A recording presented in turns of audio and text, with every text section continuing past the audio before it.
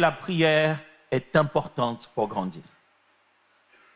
Apprenez à prier sans fermer les yeux, en verbalisant votre monologue à Dieu. Priez sans fermer les yeux.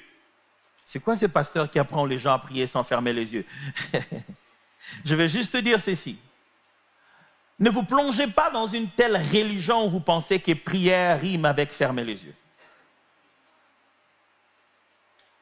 Ne pensez pas que chaque fois, pour que Dieu vous écoute, vos yeux doivent être fermés. Non.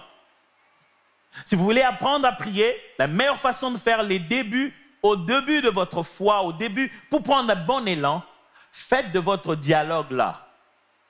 Devenez conscient que ce que vous vous dites, Dieu entend. Parlez directement.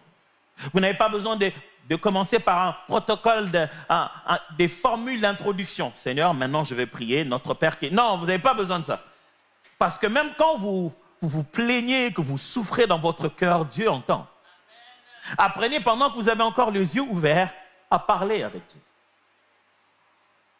À lui dire ce que vous ressentez. J'ai vu des gens pleurer et après s'essuyer les larmes et alors prier. Hey, vos pleurs font partie de votre prière si vous les présentez à Dieu. La prière n'est pas une affaire intellectuelle, elle est remplie d'émotions. Dieu veut entendre nos émotions aussi. Deuxième chose, favorisez la régularité et la profondeur à la place de la longueur de prière religieuse. Vous voulez apprendre à prier? Longtemps n'est pas le but. Longtemps est souvent une conséquence.